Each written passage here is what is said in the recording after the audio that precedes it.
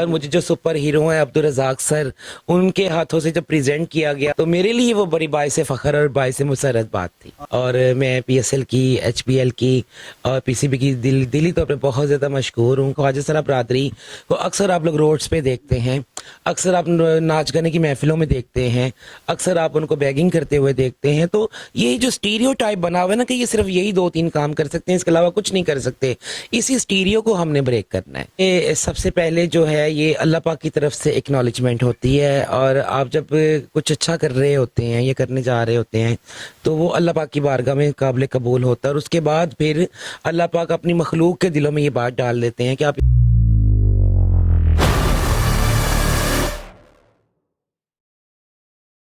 अस्सलाम वालेकुम नाज़रीन, आलम शेज़ी से आपका मेज़बान शाहज़ेब आलम।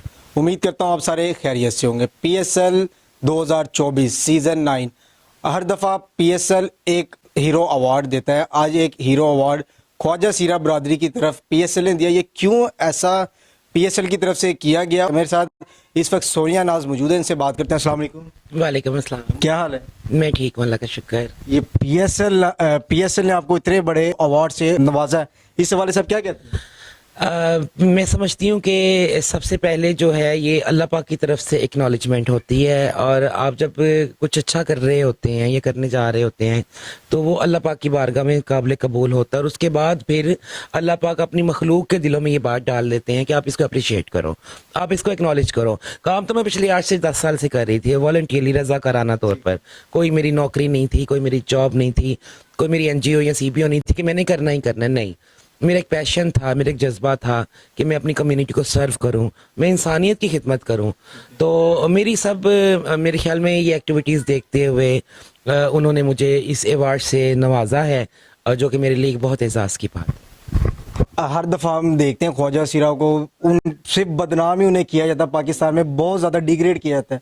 और आप उन्हें इतना सपोर्ट करते हुए, खुद भी उसी बरादरी से आपका ताल्लुक है, और आपको ये हीरो अवार्ड 2024 पीएसएल की तरफ से नवाजा गया। इस हवाले से आप क्या कहती है, और कितनी खुशी थी जब आपको कॉल आई है? तो आपको क्या लगा कि ये स्कैम कॉल है, क्या सीन? कॉल का तो मैं बाद में बताती हूँ, लेकिन पहले मैं आपके पहले क्वेश्चन का जवाब दे दूं कि ख्वाजा सरा बरादरी को अक्सर आप लोग रोड्स पे देखते हैं, अक्सर आप नाच गाने की महफिलों में देखते हैं, अक्सर आप उनको बैगिंग करते हुए देखते हैं। तो ये जो स्टीरियोटाइप बना हुआ है ना कि ये सिर्फ यही 2-3 काम कर सकते हैं, इसके अलावा कुछ नहीं कर सकते, इसी स्टीरियो को हमने ब्रेक करना है। यही स्टिग्माटाइज जो कर दिया है ना, कि ये एक छाप लगा दी है कि ये लोग कुछ नहीं कर सकते, मैं यही प्रूफ करना चाहती हूँ, एज अ रोल मॉडल कह लें, या एक मैं एग्जाम्पल सेट करना चाहती हूँ कि ख्वाजा सरा बरादरी जो बड़ी स्किल्ड है और आप इनको यूटिलाइज कर सकते हैं अच्छे कामों के लिए, अच्छी चीज़ों के लिए।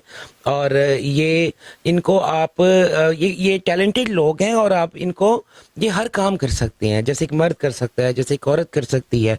और सेकंड आपका जो जवाब था कि जब मुझे कॉल आई तो उस वक्त मेरी क्या फीलिंग्स थी, तो मेरे ख्याल में मेरी जगह पर आप भी हो, बिल्कुल तो आपकी भी बड़ी एक्साइटेड फीलिंग्स होनी थी और बड़ी सरप्राइजिंग। तो आपको ये नहीं लगा कि आपको कॉल आ रही है? आजकल स्कैम्स भी पाकिस्तान में बहुत जी बिल्कुल, जब मुझे व्हाट्सएप पे मैसेज आया तो पहले मुझे ऐसे ही लगा, शायद आपको पता है बड़ा वो जीतो पाकिस्तान और ये वो बहुत कुछ होता है, तो मुझे एक लम्हे के लिए ऐसे ही लगा। लेकिन जब मेरी फ़ोन पे उन पर बात हुई तो वो मैडम जो थी वो उनके हेड ऑफिस से थी, और उन्होंने बड़े अच्छे तरीके से मुझे गाइड किया और मुझे बताया और सारा कुछ।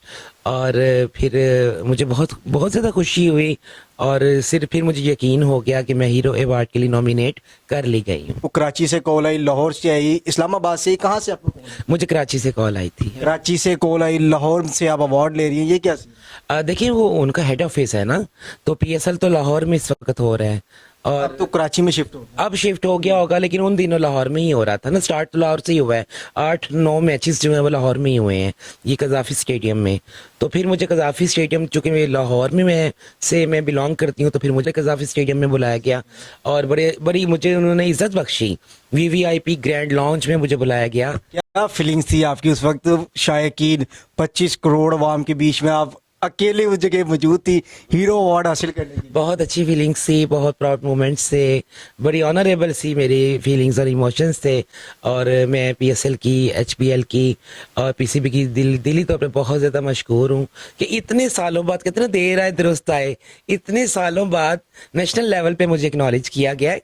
ये मेरे लिए बहुत एजाज़ की बात। आपको क्या लगता है इस अवार्ड से जो ये ट्रांसजेंडर हैं इन पे कोई अच्छा इम्पैक्ट पड़ेगा या इस तरह ही जैसे अभी पाकिस्तान में उन्हें जलील किया जाता है इस तरह ही होगा अभी? नहीं नहीं, देखें सिर्फ इस अवार्ड से नहीं, अब तो काफ़ी अवेयरनेस आ गई है, लोग काफ़ी अवेयरनेस आ गई है, लेकिन आप देखें ना 25 करोड़ में और भी थे मेल फीमेल, उसमें आपको ही सिलेक्ट किया, कोई तो वजह होगी ना सिलेक्ट करने की। देखें वजह ये है कि जिस प्लेटफॉर्म पे आप तशरीफ़ फरमा है, मोरत टीवी इसका नाम है, ये हमारा एक यूट्यूब पे डिजिटल चैनल है और ये कोई फंडेड नहीं है, ना गवर्नमेंट या प्राइवेट सेक्टर से कहीं इसको फंडिंग नहीं है। हम अपनी मदद आपके तहत पर्सनल कैपेसिटी पे, सेल्फ हेल्प बेस पे और उन दोस्तों और उन बहन भाइयों की मदद से करते हैं। इन सारी नोबल कॉजेज़ पे काम कर रहे हैं, जो आप देख रहे हैं, जो आप सुन रहे हैं, जिसकी वजह से PSL ने मुझे एक्नॉलेज किया।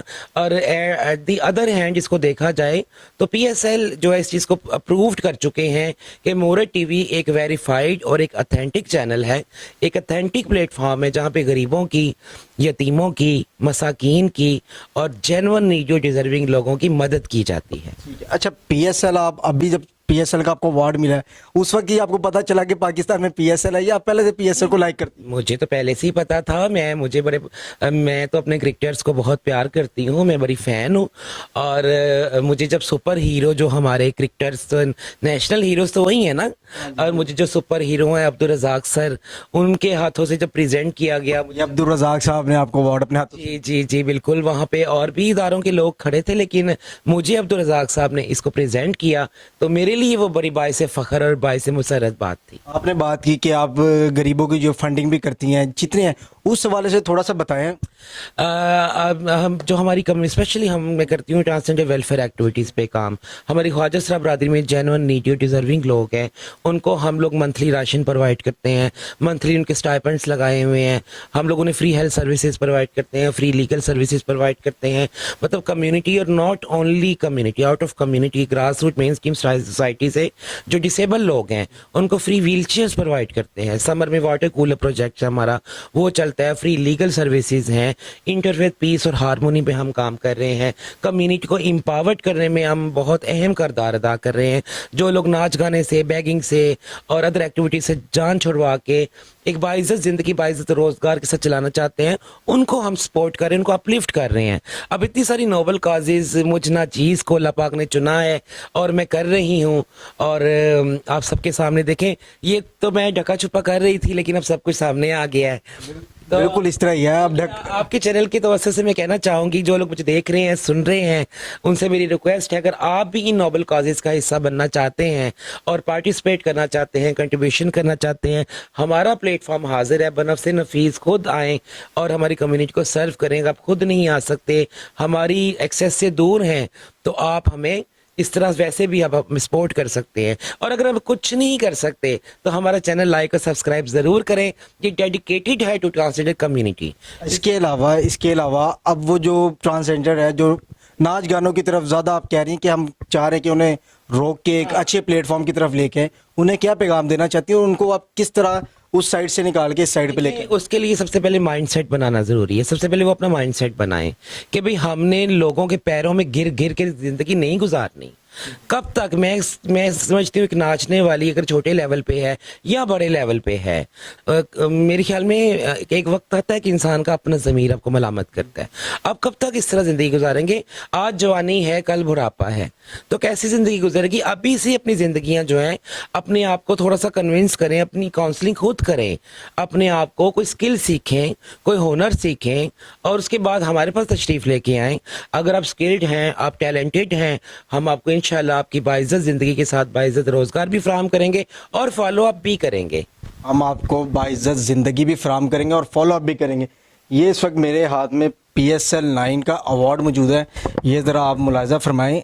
ये सिर्फ आप ये सोचते हैं ना कि ट्रांसजेंडर है, इन्हें सिर्फ नाचते गाते वो ही देखते, लेकिन आज इन्होंने प्रूफ कर दिया, साबित कर दिया कि ट्रांसजेंडर सिर्फ नाचते नहीं हैं, गाते नहीं हैं, मुल्क पाकिस्तान के हीरोज़ भी हैं। इस तरह ही आप भी सोशल मीडिया पे वर्क करें, लोगों की हेल्प करें और अपने मेज़बान शाहज़ेब आलम को इजाज़त दें। खुदा हाफिज़।